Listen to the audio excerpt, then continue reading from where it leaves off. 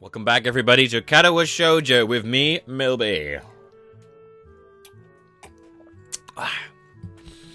So, last time, we got drunk of Hanako. She tried to hit on us, tried to make us stay. Hisao pussed out, ran away, was doing a gentleman thing. I realized that me and Hisao have very different views on drinking. And now we're here, and everyone's been weird, and something's happened. Here we go. I grimace and turn towards the unmistakable voice coming from behind me. That was way too upbeat a tone of voice to feel comfortable, even from Misha. Misha's happy smile is nothing out of the usual. Shizune's, though, is a very bad sign. The one she wears has become noted into my brain as her I have got you 7 ways from Sunday smile. I got you 7 ways from Sunday. Hi, Shizune. Misha, you look happy to see me. Not feeling well yesterday, Hichan? No, I wasn't. But I'm feeling better now, at least. That's good to know, Hichan. Why do I get the feeling Shizune is leading me into a trap? You sound like you're not being completely serious. Oh no, Hichan, we're genuinely pleased that you're all better now. Shizune is positively overflowing with happiness. There's only one reason why she would be like this. Oh no. In fact, we were quite worried about you. After all, you, Hanako, and Lily were absent from class on the same day. Yep, she's got us. So furry that all I can do is sigh in defeat. Shit! I guess you have your own theories about this. Could you just kind of not tell anyone? It's a bit late for that, Hichan. I suppose she's right, considering the looks I got as I entered class. Still, things only seem to be at the level of vague suspicion rather than outright accusations. We'll probably be fine. I'd like the rumors to be that I had like some kind of awesome threesome, but obviously not. Hanako's face sinks a little further, so such attention is troublesome enough for me, but let alone for her. Going by Shizune and Misha's reactions, I think they noticed this as well. The only reason why we're giving you such a hard time is that you ignored us yesterday morning. Yesterday morning? It takes a while to recollect what happened then, given the haze induced by the general awful state I was in at the time. Oh right, the knocking. It was you two? It was, and you left us there for ages after we'd taken all the effort of coming out to your dormitory early in the morning. Oh, that would have been nice. Sorry, I was having a problem with nausea? Yeah, problem with nausea. They're not buying it. I can't blame them. Shizune's head drops in resignation before she reaches into her pocket. Oh, pardon me. Something white and yellow can be seen sticking out a little. She pulls it out. It turns out to be an envelope with very bright decorations on it. Since she points it towards me, I duly take it. This is what we were trying so hard to give you, Hichan. You don't check your... I tune out the sound of Misha's voice as my eyes register what's written on the envelope. Iwanako. Oh. That girl that gave him the heart attack. I stare at the envelope for a moment before suddenly remembering that there are people around me. It's a very strange, somewhat invasive feeling about their expressions. I kind of want to be alone right now. Iwanako? It's nothing. Thank you for bringing me this, you two. I think so. After we went through it after what we went through to get it to you. I step back and say my goodbyes. Misha theatrically pouts. Yeah, I bet it's that.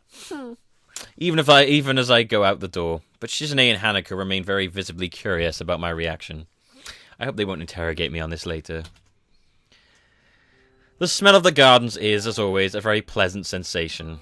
Some of the most visible signs of how well-funded this school is, aside from its sheer size, are the expanse and the condition of the grounds. A good number of students can be seen eating lunch, chatting and playing on the bright green lawns. Even some of the staff is enjoying the summer here, keeping watch over the students and idly walking along the concrete paths. I'd never seen a sight like this in my home city. Excursions. On excursions, maybe, but certainly never in the school or anywhere near where I lived. Even the bench I sit on to read is warmer thanks to the summertime sun, reminding me of why I haven't worn school blazer even once yet. Oh, here we go. Considering this, the sunflower and splashes of vibrant yellow colouring adorning the paper are quite appropriate for the time. If only the words were written on it were as well. Here I was thinking I'd managed to get over her. This troublesome thing shows up. Her handwriting looks vaguely familiar at best, and only now that I see it again I remember that she used to write in pink pen a lot. She was always very girly, for lack of a better term. But she was also quite fragile. I never knew if I liked this aspect of her or not. Well, you seem to like Hanako, so I'm assuming you don't mind. Though, with the arrival of this letter, that question seems to have become largely moot. The letter begins with not much more than an update of the state of things going on in her life. My old class had a good start to the school year. Many are anxious about the exams that will be coming up in the future, etc. Anyone care about me? But it ends on a very personal, if brief, note. It feels a bit like she wrote most of the letter just to try and soften the blow from the ending. I wanted to somehow express my feelings, but the right words didn't come to me. I couldn't say anything to comfort you. I'm really sorry for not being able to support you when it mattered the most, even though I like you so much. At least now, finally, I can be more honest. If I could go back to those quiet days in February and March, I'd tell you not to give up on yourself. That's what I would say. Maybe you wouldn't have drifted so far away if I had just said something. I hope you've managed to get back on your feet on your own. Now that the distance between us is also physical, it also feels more final somehow. I wonder if we will meet again. Perhaps it's for the best if we don't. Still, if you would like to correspond with me, by all means write back. I'd very much like to hear about your new school and how you are doing. I wish you all the best. Sincerely, Iwanako. It's like having to break it through text, that is. Christ. And so that's that. Our relationship is over. It never started, to be fair. Nice, neat and tidy, with no ambiguity. I hadn't held on to any illusions that it could ever begin anew. The last time she visited me, neither of us said a thing except for the one word she said as she left for the last time. Goodbye. But that as it may, this feels more final. The capstone on the experiment that both of us tried and failed at. A loud shout draws my eyes away from the letter. Some students horsing around. With one of the teachers standing nearby coming over to talk to them. Are you okay? Oh god. Oh god. No. Why, Yuko? A tentative voice comes from my side. For a moment I assume it to be Hanako, but it's actually Yuko. Oh, hello Yuko. I thought you'd be in the library. She gives a cheerful smile, one quite fitting the atmosphere, and flourishes the empty wrapper of a roll in her hand. She must have someone else covering for her while she grabs something to eat. It reminds me that I haven't had anything to eat yet. I don't feel hungry though. Skipping one lunch won't hurt. Mind if I sit here? Sure, go ahead. Oh no, let's talk for now. I quickly slide the letter back into its envelope, slipping it inside my bag propped against the side of the bench as Yuko takes a seat. She drops the wrapper into a bin beside us. Without much else to do, I lean back and take what enjoyment I can from the sun, silently reflecting on the letter. The lush lawns, the clear blue skies, everything looks so different from the way it did back then. Even the school's surroundings, from the hill it's onto the woods around it, are completely opposite to the urban scenery I remember. Maybe this is what it's like to feel homesick. And again, it's not an outright bad sensation. The feel of the area around Yamaku, while very different, is also nice. I think I could get used to it. Hey, Hisao? Yeah? You didn't answer my question before. I wasn't going to say anything, but you still look troubled. If you don't want to say anything, though, that's okay. I don't mind at all. Sorry for asking something strange like that. I don't mind. It's just, I got a letter from someone I knew before I came to Yamaku. It made me think about some things. I thought I'd managed to get over most of the problems that my accident caused, but now I'm not really so sure. I kind of wish I'd never seen it. I don't think that's good, Hisao. When my boyfriend left me, he did so very suddenly and never let me know why. Probably because you're a klutz. At first, I was very depressed about it, but I decided to forgive him. You forgave him? Couldn't he at least have talked properly with you about it? He was always one of those people that found it difficult to come close to others. In the end, my glasses. In the end, I decided that if I fell in love with him for a reason, he was a good person, and I think that I had been in this position, I would have probably found it just as hard to try and talk to him. I don't really see the connection to the letter I got. I mean that, how should I put this? It must have been very hard for that person to send that letter, and if they did, I think that must have thought very hard about exactly what to say. Iwanako managed to write a letter and bring a final close to our relationship, something that I'd never managed to do. Whereas here I am trying to protect and help Hanako as best I can, especially with Lily leaving for a while, and I'm not even able to deal with my own problems. Does that make sense? She's taken my non-response and furrowed brow as doubt. She really reads faces too much, just like a certain other person. Yeah, that makes sense. That was kind of a shock, really. I think I tried to fool myself into thinking that my life reset when I came into Yamaku. But now I'm suddenly aware that it didn't, and I'm at a bit of a loss of how to deal with these feelings. I think that's something I can't really help you with, sorry. Yeah, I don't want your help with it, Yuko. It's fine. I think being able to talk with you helped me get things sorted out a bit better in my head. So thank you anyway. She nods and smiles sweetly. Yuko is a nice girl, so it's a shame she's also highly strung so often. Ah. The bell rings out, startling us both. Yeah, I was supposed to be back before the bell. My glasses. Oops. She jumps off the bench and almost races off without a second word, but turns on her heel as she remembers she was talking to me just now. I'll see you later, Hisao. Cheer up, okay? I'll try. Thanks, Yuko. Don't kill anyone on the way back by accident. With a quick bow, Yuko takes her leave and begins to rush to the library. Her flight catches the curious eyes of a few passing students who are unenthusiastically trudging. You're enthusiastically trudging. How would that work? What would that be like? Would that be like...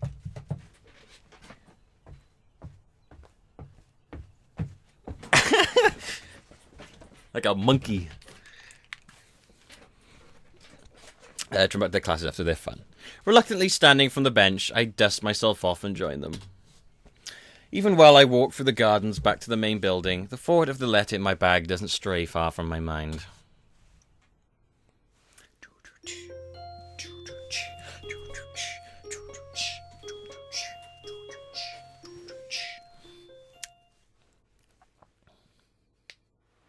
Ooh, where are we now? The feeling of walking through the streets is one of very deep nostalgia. While Yamaku may be like the reverse of where I lived in the past, the city at night is amazingly familiar. My eyes are moving constantly from the bright electronic screens glowing high in the night sky to the street lamps piercing the darkness of their light, to the businessmen enjoying themselves after work and the busily talking couples on dates. Even if I didn't want to, I can't help soaking in every aspect of the city. I savor its familiarity like a sweet candy sitting on my tongue. They look like they're coupled. It's kind of weird. Lily is walking to my left with her cane, swaying to and fro, holding onto her sister's arm for guidance while talking to her. Compared to travelling by taxi or bus, being driven by Akira in her rather nice car was a much more enjoyable experience. Oh, shit. Oh, she looks nice in that. Maybe not for one person on my right, though.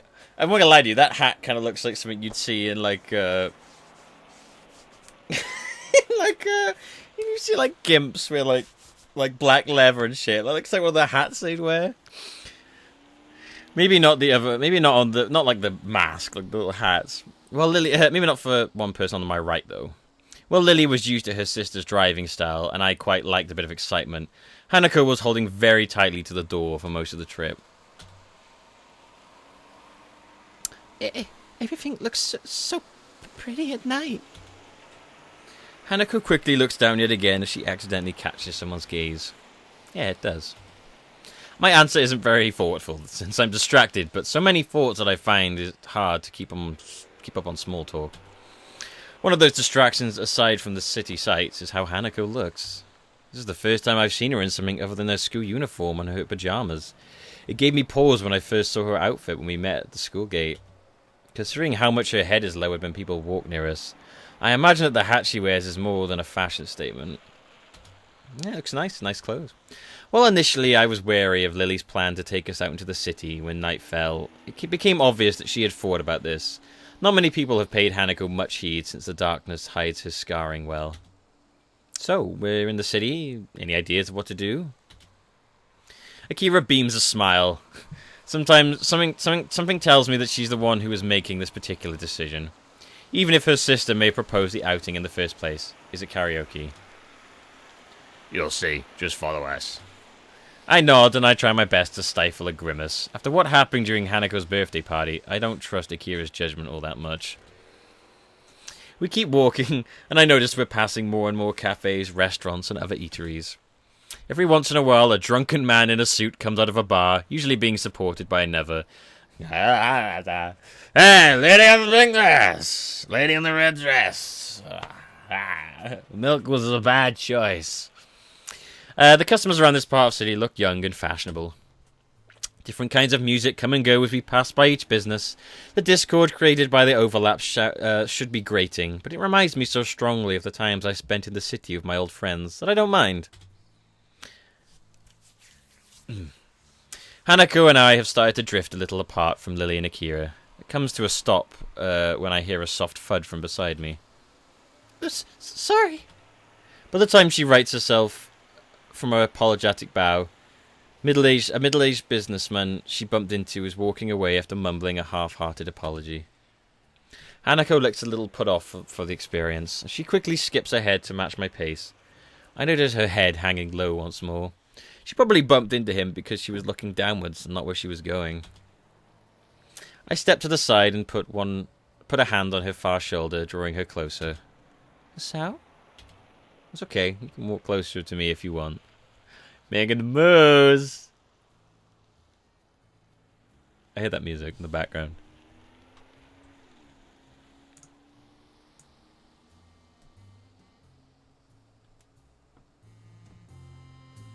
Hang on a minute. Well, see, when I play with the music in this, it's always way louder in the game than I actually remember it being.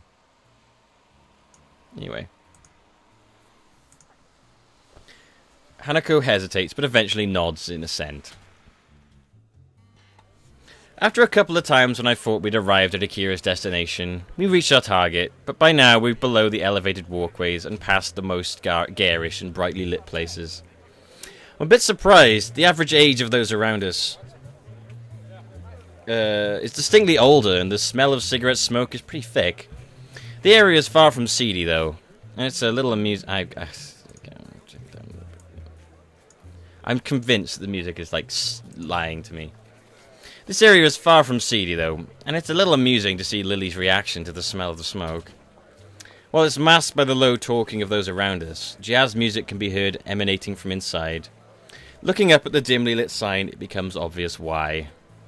A jazz club? I have to admit, this isn't what I was expecting. Lily gives an amused snort and a smile. Somehow, I feel like I should have known it, Akira. As we talk outside, I notice more and more... She looks like she's built for a jazz club, to be fair. Does Hanako. I notice more and more sideways glances directed our way. People awkwardly catch themselves staring and look away. That just makes it more obvious. I had noticed this occasionally when we were walking, but it's more pronounced now. I've never experienced anything like that in my life. An average-looking Japanese teenage guy, just a little taller than normal, isn't the type to draw attention without making an effort. Hey, come on. Just because you're teenagers doesn't mean you can't have a taste, right? Well, I don't really mind the music, if that's what you mean. I don't mind it either. She's only just managing to force the words out. It contrasts heavily to when we're alone in Yamaku, and it disappoints me a little that she's so highly strung for what's supposed to be a good time out on the town. It's hard to read Hanako's face as she keeps looking downwards. It's a little wonder if she doesn't often come out into the city because of this, and it makes me a little thankful that my own scarring is easily hidden. Lily has a similar way of attracting people's gazes, but the reason for it is clearly different. She hardly looks like a native, and the same can be said for her sister. That much is far more noticeable than her blindness from a distance. She may not be able to see this for herself, but I have little doubt she can hear the odd whispered phrase from people who think they'd out of earshot. Be that as it may, she doesn't seem to know any sign of either annoyance or pleasure at the attention. Akira's still as confident as ever, though, flashing a smile as she strides in with Lily by her side, and the two of us following behind. I had expected my eyes to need adjusting to the light inside, but it's not much brighter than outside. It's a jazz club, they're always dim lit. Rain's falling on moody sunsets. I want to play the jazz flute.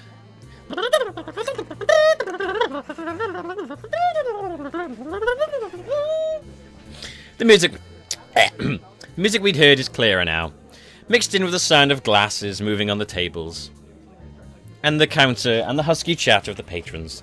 Looking to my right reveals the music's source, a jazz group playing beyond some tables. The patrons seem to be mostly men, and though there's a handful of women, nobody looks under 30, aside from us, of course. It feels a little like we stepped into the 1920s, and the atmosphere is quite agreeable. Welcome to the hipster bar! No, it's not always like that. Well, I'm not completely comfortable simply because of my age, but were I older, I'd probably feel quite at home. Hanako seems a little more relaxed now, probably due to nobody looking at her. Everybody's talking between themselves, drinking, or watching the band. Shh. The crowd dissipates as Akira comes in. Akira casually takes a seat at the counter without even glancing around. She's probably come here before. Lily retracts her cane, feeling out the bar stool and the edge of the counter before taking a seat beside her sister. The bartender takes a brief break from polishing a glass to watch her before putting it down and coming over. Evening, ladies. Evening, ladies. What'll it be? Just a Scotch, thanks. Lily? May I have a glass of A black-suited elbow hits the side sharply. Orange juice, please. A glass of orange juice. No problem. No problem. Coming right up. No problem. The bartender starts to pour their drinks. A couple of seconds pass before Akira suddenly remembers that Hanako and I are indeed here and turns around to us. You two want anything? You two want anything? Or are you just going to stand there? We're just going to stand there. Hanako seems to be a bit restless. No matter where we're going to sit ourselves, there's going to be people right next to her. I don't think she looks convincingly older than 20, unlike Lily. Looking around, there's a game section to our right. A couple of billiard tables can be seen in the corner, and nobody's using them either. I glanced at Hanako, about to ask if she'd like to play, but she's already looking longingly in the same direction. Maybe it says something that we can get by with so few words nowadays. We'll go play pool over there. Akira leans back to see past me before shrugging and sitting back up. Seems like you'll have to put up with only me for company. How unfortunate. I'll find you too. We turn and set off for the abandoned corner with Hanako taking the lead. The prospect of a nice quiet game away from everyone makes me walk noticeably faster. Her eyes stay firmly fixed on her prize. It makes her walk noticeably faster, sorry. Not me. The table's full size and well lit despite the surrounding darkness, thanks to the bright overhead lights. A huge painting of something covers the wall. Probably Raiden painted that. There aren't many people milling about the corner of this club. I can see Hanako becoming a little less tense as a result. You know how to play? I'm no expert, but yeah, I do. Oh, you just know everything, don't you? Then, 8 ball? Well, I only have 2, but... Oh, I'm sorry, yeah, 8 ball. Sure. Hanako gets the chalk and 2 cues from a set of hooks against one of the walls, while I fetch the balls from the table's pockets and grab the rack from a shelf underneath. She patiently waits as I set the table up. As I get the table set up. After slotting the final ball into the rack and doing some last adjustments, I end up having to fight my perfectionist urges and getting the bottom row of balls exactly perpendicular within the edges. And with the balls arranged and ready for play, I step back and take my cue from her outstretched arm. We should have a sword fight with them. Wow, that Star Wars kid. I carried a quick inspection of the tip. Just the tip. Before I'm satisfied that it's in good condition. So, you've played before? Once or twice. I just kind of know the rules. But you've read them before. The air between us feels a little awkward. She's still pretty nervous, understandably, given that we're in public. Eventually, the silence becomes too much for even for Hanako, and she begins to quietly stammer. Who break? I think for a moment before reaching into my top pocket and drawing a coin. I'll take heads, your tails. Let's find out what you're gonna do. Hey! No, I was gonna make a Two-Face joke then. I'll leave that. I'll take heads. She's like, female Two-Face, minus the insanity. The heads thing reminded me of that. I'll take heads, your tails. Plus, Two-Face was like, just like, looked like a skeleton on one side of his face. She doesn't. It's cute. I'll take heads, your tails. Just put a smile on that face. After a nod of agreement from Hanako, I flick the coin up in the air, catch it, and flip it over onto the back of my left hand. Looks like it's you that gets to break. That's a nice picture. Hanako nods again before taking up her position at the end of the table. She's not usually this quiet around me, but I'm not wholly sure if it's because of the tidbit of information about her past that slipped out moments ago.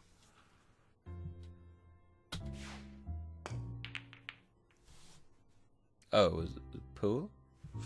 The cue comes back in a practiced gesture before smacking dead into the center of the cue ball with a thud. The white ball skates across the smooth green expanse before smashing into the carefully arranged balls at the other end. Ball on ball action. Balls skitter across the table at high speed. The break was good, the balls being nicely distributed around the table. My eyes are already flickering from one to another to pick out the easiest candidates to pocket. Hanako retreats from the side, and I take my shot. Well done. It's only after Hanako says this that I realize the ball I was shooting at was sunk. I look at her and notice a small smile on her face. It's nice how playing games seems to loosen her up a little. I guess I'm stripes then. I take a step back and let her take the next shot, but she doesn't advance to the table. Rather, she looks down a little and rubs her arm. By now, I can identify this is one of the gestures that means she wants to say something, but isn't sure enough of herself to do it. What's up? It's just... You had a nice smile. Do you like playing this? I sigh and lean back against the table. I like playing. I like playing, yeah. I think I was smiling because it's really nostalgic, though. Hanako tilts her head quizzically. Me and my friends used to play pool in the game centres near where we lived pretty often, and at night too. Wouldn't your parents? My parents both work, so they didn't mind me not being in the house. I stayed on top of schoolwork pretty easily as well, so there was plenty of time to do other stuff at night. Our conversation dies down with Hanako timidity getting the better of her. Timidity getting the better of her. Do you know what I would have said? I'd been like, why are you smiling? I'm smiling because I'm here with you. Here's looking to you, babe. Like some sort of like cheesy fucking... Play that song again. Da da da ba da da da da. Ding dong, the witch is dead. Oh no, the other song. Oh, sorry. In response, I get off the table and let her take her turn shooting. There aren't many solids in easy positions, so Hanako bends down and takes a while to line herself up properly. Hanako's expression is the same as when we play chess, a relaxed but focused concentration. Athletes sometimes talk about getting into a zone where nothing unnecessary enters their mind, and I wonder if that's something she can do. Her posture is good, better than mine to be sure. It's very close to a textbook method of playing, whereas I tend to contort myself into whatever position I feel is most natural for the shot I'm taking. She lines up the cue. She lines up the cue. The cue comes back, and she does a couple of practice movements to make sure she's lined up correctly. She's got that competitive streak. Hanako takes games so seriously. It's the only real hobby I know she has outside of reading. It feels good to be able to share this kind of experience with her. How has he not learned anything about her yet? I'm assuming they spend, like, loads of time together. She takes the shot after careful consideration, and the cue ball zooms off towards a ball sitting at a slightly awkward angle near a corner. Hanako's careful preparation pays off as the cue ball hits and sends the ball rolling towards the corner pocket. For a moment, it looks like it'll stop just on the lip of the hole, but it eventually tilts just enough to drop in. Man, that was a hard shot. If you can pull that off, I don't think I have much hope. I'm not that good. It's not just the shot, though. Even when lining up, you looked really serious. You like this of chess, too. The praise makes her a little flustered. She sets the cue against the table and stands turning to me. I just like those kind of things. Her fingers are twisting and turning tightly. When I was in the orphanage, I just kept doing these things I liked before. If I played games with the others, that was enough for the helpers there, so... I'd never thought about it that way. Staff at an orphanage would naturally want to have everyone socialize at least a little. It's okay for me to ask. If it's okay for me to ask, what was it like for you at the orphanage? Why do you want to know? I've touched a nerve. The fact she responded at all shows there's at least a chance she'll answer my question. Before, she likely would have just shrunk away from it without a word. I'll tell you, but could you tell me who Iwanako is? Iwanako? Oh, the letter. I wonder how long she's been waiting for the right opportunity to ask me this. I'm surprised, but don't hesitate. Sharing information is naturally a matter of give and take. She's someone I used to like. Her nervousness subsided, at least for the time it took to ask. Her curiosity is getting the better of her, and I feel a bit uncomfortable to be questioned on this of all matters. There's no way I could spell out all of my feelings about Iwanako here. I don't even know myself what my feelings regarding her are. Even after talking to Yuko earlier, and I want to avoid the subject around Hanako. This guy is getting so many chances to open up, and he is shit at it. Really shit at it. It's bugging me. Hanako doesn't look overly satisfied with the awkward ending to the discussion, but thinks better of continuing it. She was only just managing to ask me in the first place without knowing that I wouldn't want to talk about it. I move to finally take my own shot. The lack of talking between us is filled by the chatter of other patrons, and the band at the other end of the club. Spying a shot that doesn't look too difficult, I try and shoot for it. The cue ball taps the ball and the trajectory is about right, but I put in too much power. It grazes the corner of the hole and moves off to the side, just skirting the pocket. I grit my teeth. Just like, it would be great if he was taking the shot and she asked him that and he was like, whoa! Ball flying off. And it's frustrating to have deteriorated so much. I step back and let Tanako take her turn, glancing towards the counter where Lily and Akira are sitting. They're talking busily between themselves and seem to be having a good time. I turn back to Hanako and she takes a shot, the same face as before. She lines herself up and sharply pushes the cue. Just before she sinks the ball she was aiming for. It drops into the side pocket more cleanly than her last though. Looks as if she's getting a bit more into the groove of the game. Nicely done. She hesitates for a moment and begins to address me without turning her head. The orphanage was nice. It felt a bit like Yamaku does, and the staff was really kind. But as the years went on, I realized something. I was different. It felt strange to hear her speak so candidly about herself. She's audibly forcing the words out. It reminds me of when she insisted to tell me about the fire. Hanako must feel like this. She has to tell me of such things if I'm willing to tell her about my own past.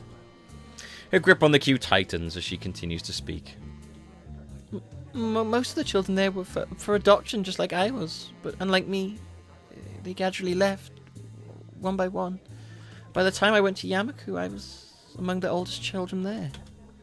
For a while, I helped with some of the younger children, but eventually... I lay a hand on her shoulder. She's forcing herself by now. It's okay. She looks mildly surprised for a moment, but then nods before setting down her cue and turning towards me. Do you really think so?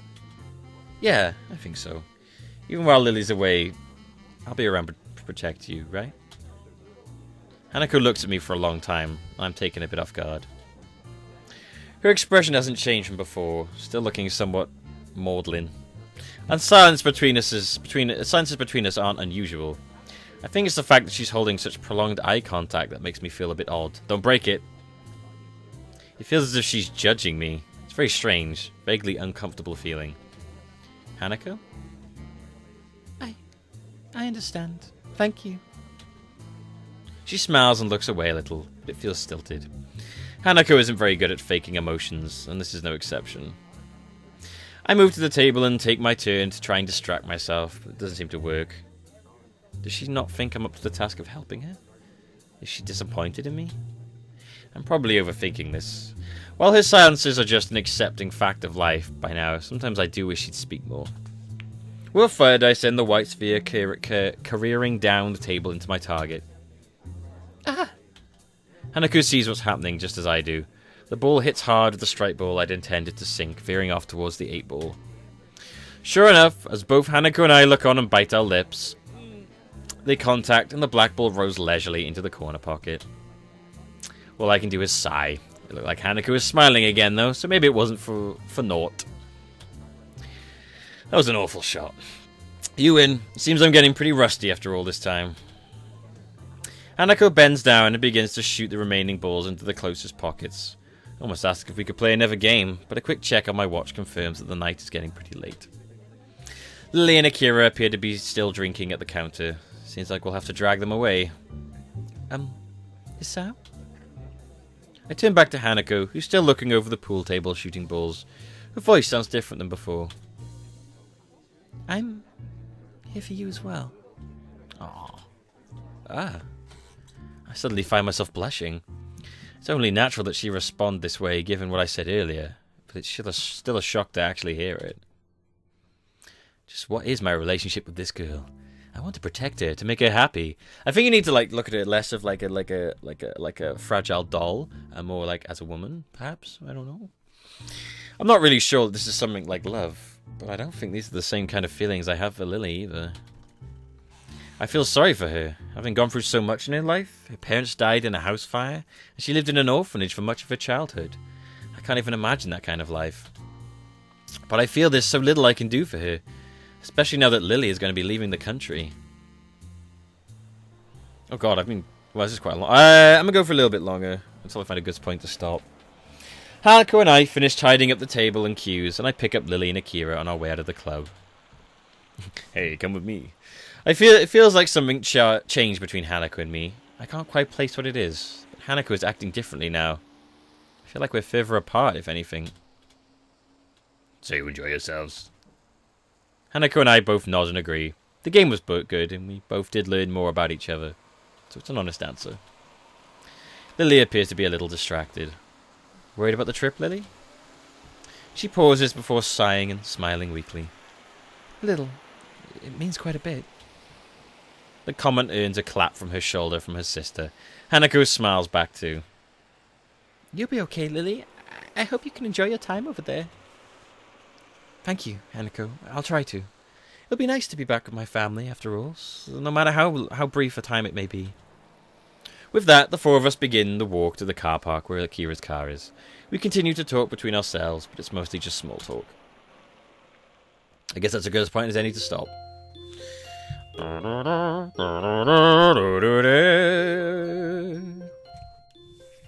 should really stop now. I'm running out of things to say. Anyway, I think that'll do. One piece of paper. Save. Continue. How long have I played for? 11 hours so far. Beginning of the end. That sounds a bit fortuitous. Anyway, thank you for watching, guys. Very fun. I do enjoy these. Hope you still are too.